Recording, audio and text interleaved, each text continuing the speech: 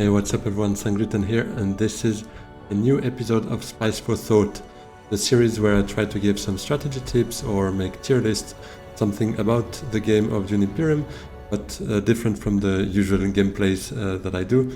So yeah, if you enjoy this kind of content, hit that like button, consider subscribing as well for some more on YouTube, or follow on Twitch for some live streams as well.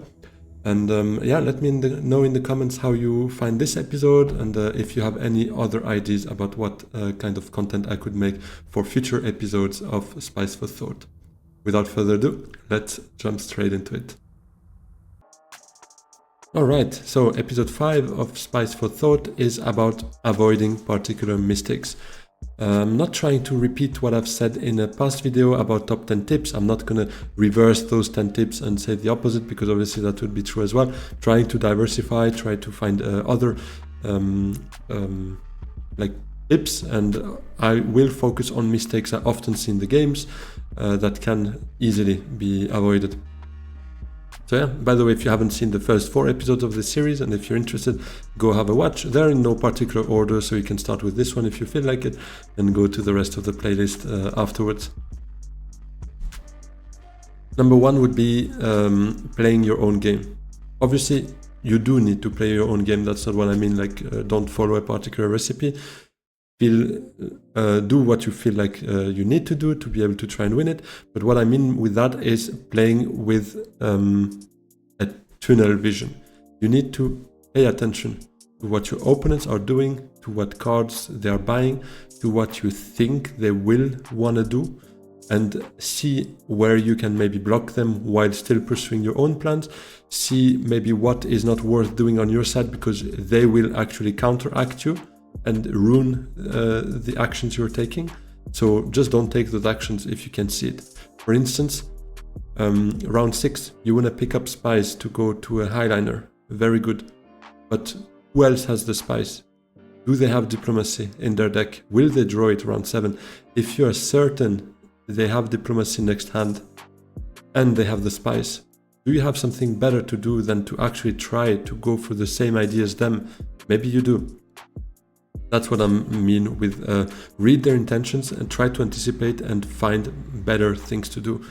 Opportunistic play as well is, you have maybe your idea, fair enough, but if there's an easy reward in the combat, if you can maybe compete for the point in the combat because nobody else hard committed to it, maybe it's worth changing your plan. Maybe it's worth adapting your game to what others are doing as well.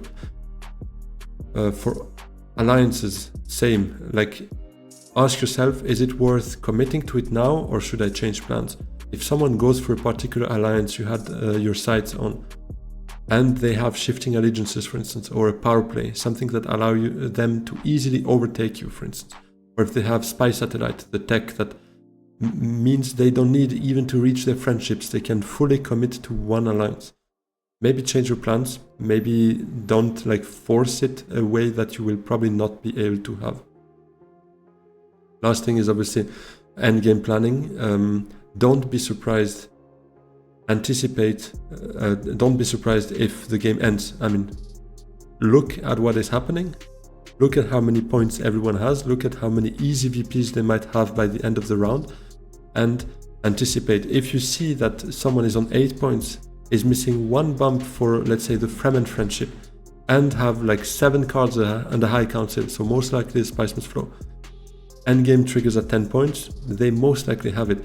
So what you can do there is try to secure the easy points to maybe target a 2nd place, or maybe you can take it for the win and thanks to your endgames or techs, overtake him. But if you see that the endgame will be triggered, adapt your game to that as well, obviously. Number 2 would be to misevaluate conflicts. First is, how much is it worth to you and how much is it worth to others? Be aware of that before committing to it, and look at who has how many agents left to commit to it, because that might help you in deciding if you should commit to it and how much you should commit to it. I've seen so many times, like 2 people have already revealed. One has 1 agent left, 0 troops in the combat, and the 4th player goes highliner right now, sends out all 6 or 7 troops he has. Although the last player that hasn't played yet, who is the only one that can still enter the combat, might at best be able to do a city. Let's say he doesn't even have water, for instance. He can send in a maximum of 3 troops. Maybe he has an intrigue. Okay, but then you still don't need to send out 7 troops to make sure of that. So yeah, be aware how many troops, how many agents everyone has, to see how much is their maximum deployment in this combat, if you want it, if it's worth it for you. The intrigue situation as well. How many intrigues does everyone have? Know what kind of intrigues they have and since how long. Because if last round someone had 3 intrigues and they lost the combat by 1 sword, most likely means they don't have combat intrigues. Or maybe it's one that cost 2 spice and they didn't have spice before. Okay, but ask yourself those questions and pay attention to those little details, because that might help you also win a combat in front of them and not be scared from those 3 intrigues they have if you see that they don't have the spice and they didn't play it last round, for instance. And yeah, signs to commit or change plans are basically the ones we just said. How many agents everyone has left, how much of a garrison do they have, how many intrigue cards do they have, what kind of special card they might be still able to play. For instance, if someone has Gurney, 1 agent left, well, that means they can still significantly contribute to the combat, because Gurney allows you to recruit 2 more troops than whatever else you get from the city space, for instance. So yeah, ask yourself those questions, and then you will probably have a better idea of how much you need to commit, depending on how valuable the combat is for you, obviously. Sometimes it's more valuable to actually just get a cheap reward for 1 troop rather than overcommitting 5 troops on something that is maybe 3 spice and the intrigue, the raid stockpiles combat. So ask yourself those questions. Don't go into the combat blindly, and that will probably make a better use of your resources, because troops are resources. Playing intrigues. That's one I see so often, and this is the easiest mistake to spot in the game, where I'm telling myself, okay, this player has not fully grasped the idea of the game, so I'm maybe a bit less worried. It doesn't mean I'm winning that game, and it doesn't mean that they are not going to win. It obviously can happen, because there's also a dimension of luck and everything else. But don't play intrigues if you don't get an immediate benefit from it, and a benefit that you need right now. The best intrigues are the ones that are still hidden in your hand. Let's say you have Windfall that gives you 2 Solari. Let's say you have, I don't know, another like kind of useless one at this stage of the game, a bit later. You don't need those 2 Solari. I mean, if you do and you want to go Menta, then for sure, play it, be my guest. But if you don't need it right now, keep it. Keep it, because people will actually wonder, is this a combat card? Do I need to overcommit to the combat to make sure I win it?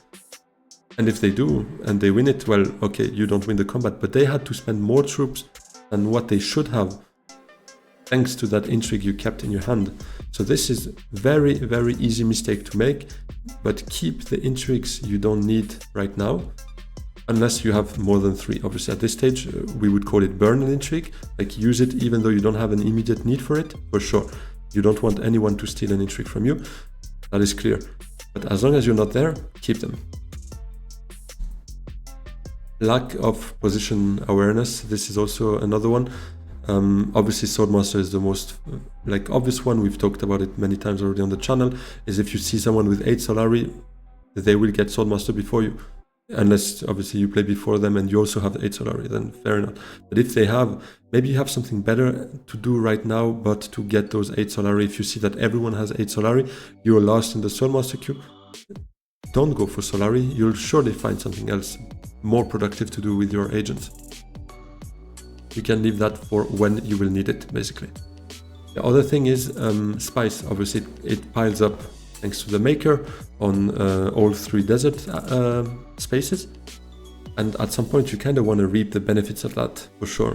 When there is 3 additional bonus spices on Haga Basin, for instance, you pay 1 water to get 5 spice. This is insane value.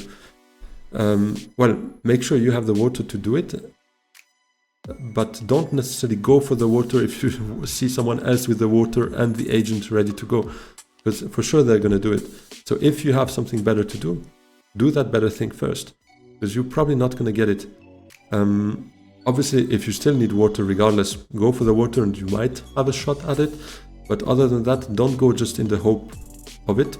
Do what you feel is the most productive right now, knowing that others also play agents. That's maybe the one thing here. It's maybe also not only position awareness, but also like action awareness. Everyone is going to play. So, and everyone has the same idea as you, trying to win. So yeah, keep that in mind. Combat. If you play last, you have a huge advantage over combat, over the others on combat. Menta is also like a huge advantage in combat, because you get one more agent that is delayed to the very end of your agent turns. So very useful to see others revealing, because then you know, okay, they cannot send anything else. They have all their strength there. They might have one intrigue. I know that it could be 4 swords, maybe 5 if they have 2 spies, and so on and so on. But then you have much more information. Also, if you see only 2 people in combat, everyone revealed, just send out 1 troop to get the 3rd place reward. That's insane value as well. So yeah, this would be about lack of position awareness. And the last one would be to overestimate shipping. Shipping is very good, don't get me wrong, but you need 2 actions to reap the benefits of it. Unless you up down with the interstellar shipping to get Solari for a Soulmaster, fair enough, that's 1 action. But more often than not, to get all the good stuff, let's say, you need 2 actions to reap the benefits. So it's very slow. And where is it particularly weak? When you don't have Soulmaster, because then you need 2 actions to reap benefits, and you only have 2 actions every round. So it's very slow, very inefficient, and you might have better things to do. High Council, combats, Spice Must Flow, I mean, you name it, or get your influence as well another way, trashing, like building for the future as well, not only shipping. So yeah, this is something I would be very careful with, because I've done that mistake a lot early in my Dune experiences, is to overestimate shipping. It does not make you win games by itself. You need points, and shipping only gives you so much. The other thing interesting to know is, if it goes the normal way, let's say the player 2 starts round 1 with full space, round 2 with full space, then you know he will most likely go shipping if he has the access. In round 2, meaning round 2, you know that 1 player is out of the combat. He's giving up on it already. So definitely chip in there to get the reward. That's good to know. And it's also good to know that, yeah, if you only have 2 agents and you ship, you have 1 of your agent that goes on a non-combat space. Unless you have the tech troop transports, yeah, I was looking for the name, which obviously allows you to deploy from the shipping track, then it's a bit different, but more often than not, you don't. And that means you kind of give up on combats when you ship, especially with only 2 agents. So yeah, that would be it for my top 5 mistakes to avoid in Dune Imperium. Let me know below in the comments if you have other mistakes you often see from other players. Always very curious to hear about that as well.